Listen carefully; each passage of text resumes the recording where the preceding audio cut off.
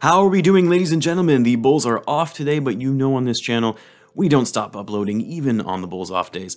And if you've been following the channel, you know every Wednesday I feature a series on your Bulls hot takes and would you rathers.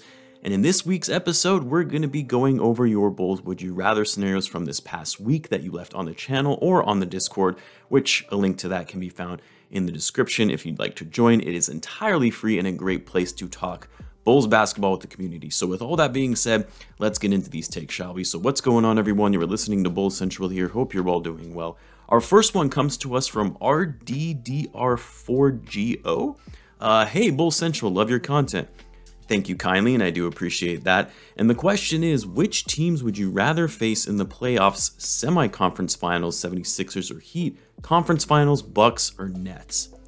Oh man, this is a good one. I really don't want to see any of these teams, but obviously you're going to have to go through one of them if you're wanting to make a deep run in the playoffs. Now, as for the Sixers or Heat in the second round, I mean, I'd probably rather have the Heat, even though I know the Bulls really struggled against the Heat, which I guess they also did against the Sixers as well. And even though the Heat have Bam and Vooch hasn't played well against Bam really throughout his career, the fact of the matter is what's important in a playoff series, not always, but more often than not, the team with the best player on the court tends to win in a playoff series. Again, not always, and I know there are a lot of circumstances around that kind of claim based on injuries to other players, etc., but it has proven to be a big factor in a team's playoff success. And for the Heat, I think it's really debatable who the best player on the court is, right? Whether it's between DeMar DeRozan or Zach LaVine or Jimmy Butler. While for the Sixers, it's not even a question. It's Joel Embiid. He's the best player of the series if we were to see them in a playoff series, of course. Embiid also has always just really dominated the Chicago Bulls. I talked about that in my weekly preview video earlier this week. All that being said, the Sixers are kind of known to choke in the playoffs. So I don't know. I think ultimately I would prefer to play the Heat as a result. And then for the conference finals, you know, if it was between the Bucks and the Nets, I honestly think I would probably take my chances with the Nets just because, first of all, the Bulls did already beat the Nets twice, and they did so pretty handily. And as good as the Nets are, especially if they're healthy, I think the biggest question mark is, can they actually stay healthy? Like, I would rather face off against a team that has two players who are older, a bit injury prone, in their 30s, in Kevin Durant and James Harden, and of course Kyrie, who can't even play in home games. Like, I would rather face off against those guys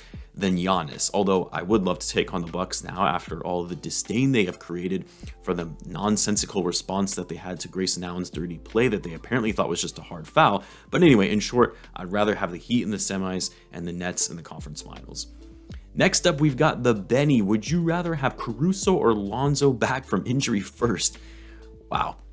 I honestly didn't expect that this would be such a hard question to answer because my gut reaction is to say Lonzo Ball, obviously, right? Because he's our starting point guard, has more usage overall, scores more, puts up higher assists and rebound numbers, but at the same time, like, you saw how impactful Caruso was when he was out of the lineup versus when Lonzo was available. And then, of course, you know, when Caruso came back, even though the Bulls had lost Lonzo Ball due to injury, there was a different kind of energy, and the Bulls were playing better basketball, even though they didn't have Lonzo and LaVine. And you look at their on-court, off-court numbers, Caruso, by the metrics, is a more impactful player to the Bulls than Lonzo Ball. Granted, you also have to take advanced metrics with a grain of salt, and then also understand that Lonzo's usage rate is much higher than Caruso, so the stats might favor Caruso as a result. But I guess a long-winded answer to your question, it's tough. I would probably take Alex Caruso because the Bulls have been doing all right in terms of a starting point guard with Ayo Dosunmu, and Caruso is really the glue guy that keeps this team together and other guys feed off of.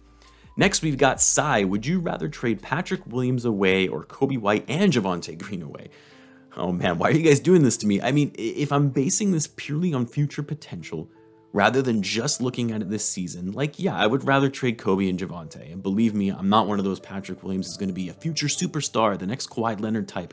But I do think Patrick has a higher ceiling than Coby White. And with Green, I mean, he's 28 years old, so you kind of already know what you're getting with him. Granted, I love Javonte Green and his hustle and effort, but either way, I would still prefer the future upside by keeping Patrick Williams rather than Coby White and Javonte Green. Next, we've got looks like Logic with a heart, Westbrook or Ben Simmons. So I assume you mean for the Bulls, not just who is the better player between the two as they currently stand. If that is the case, I mean, I don't really want either of these guys on the Bulls because they just wouldn't fit based on the current construction of the roster. We already have enough point guards as it is, but if I had to choose, I would take Ben Simmons over Westbrook, at least at this stage in Westbrook's career. I would much prefer a younger, better playmaker and defender in Ben Simmons over an older, on the decline Westbrook. Turns the ball over incessantly, has horrible shot selection, and generally his game doesn't translate to winning basketball. The biggest knock on Ben Simmons, aside from all the recent drama with him refusing to play, is that he can't shoot. Well, that's kind of been the story with Westbrook recently. He's not a good jump shooter at all. And the difference between him and Simmons is that he actually takes terrible shots that lead to easy buckets in transition, whereas Ben Simmons is just afraid to shoot. So yeah, I would take Ben Simmons over Westbrook. Next, we've got Max Capilla. Would you rather have Kobe traded in 07 or have D Rose never get injured? I mean, this one is pretty easy to me, and maybe it's because I'm biased, given I was never a fan of wanting Kobe Bryant to play in Chicago, which, looking back, was dumb of me. I mean, I was young, didn't really understand the game of basketball, and I just didn't like Kobe Bryant as a player. But had we traded for Kobe, it's very possible we could have won a championship with him. At the same time, though, Gar-Pax were still running things. But for me, nah, I'd rather see Rose never get injured, because it's always going to be one of those things of what could have been had we been able to see the full potential of a player like Derrick Rose, who just peaked way too early and was derailed by injuries, and where the Bulls, this Bull team, where they could have gone had they just stayed healthy during that time period. Next, we've got Dontavius Stapleton. Would you rather Kirk Hinrich or Alex Caruso? So I assume you mean, would I rather have prime Kirk Hinrich, not Hinrich of today, who's been retired for years, but assuming prime Hinrich, I mean, this is probably more recency biased on my part, because back in the day, I really liked Hinrich and, what he brought to the Bulls. And it's kind of unfair to me to put Caruso over a guy like Hinrich, who played most of his career with the Chicago Bulls, while Caruso has played all but half a season with them. But if you look at Caruso's impact and what he's been able to do on the floor versus what his off-court production looks like is overall better than Hinrich was able to do, at least on the defensive end. And Hinrich was actually a decent defender. But Caruso's hustle and intensity on the point of attack is on another level that adds significant value to the Bulls, at least on this team anyway, since they already have strong offensive players and they don't need to rely on Caruso's offensive game. Whereas for the Bulls, depending on the years for when Hinrich played in Chicago, he was sometimes seen as the third or fourth scoring option, which obviously is not the case with Caruso. It's a great question though, but I'm taking Caruso in this instance. Next, we've got Say Ogunubi. Sorry, I'm really bad at pronouncing names. You guys know this by now, but would you rather wait for the buyout or make a trade? I mean, it all depends on the type of player they're getting and what they're giving up. Personally, I think a buyout pickup is going to make more sense because you can get a veteran player on a minimum deal that can provide solid value for a minimum contract rather than risking giving up assets to bring in a player, especially when a lot of trade options for the Bulls are likely not going to put you over the top in winning a championship. Like, yes, the Bulls should certainly look to improve the roster. Like I said, they should do so, but not at the expense of trading guys away like Patrick Williams and Kobe White. And the guys that they could trade away, meaning some of the other rotational players on the roster, their trade value isn't high enough to get you a substantial piece in return.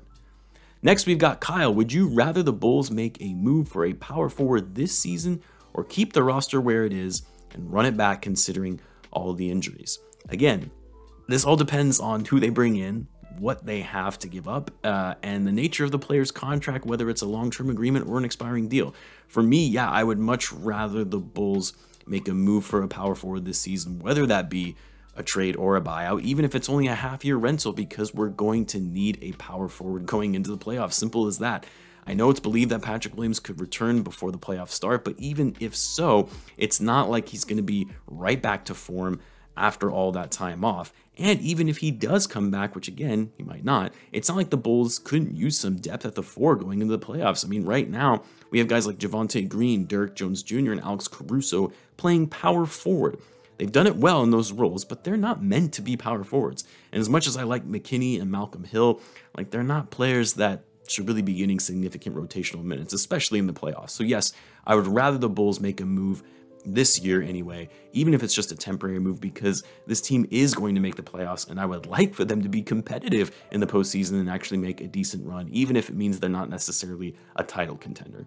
Anyway, though, I will end it there for this week, though, guys. Thank you for all of those who left their takes. Don't forget, next week is hot takes, so leave your Bulls hot takes in the comments below or in the Discord. In the meantime, as always, be sure to subscribe if you're a Bulls fan, as I do post daily Bulls content. Thanks again for tuning in, guys, and I will catch you in the next one.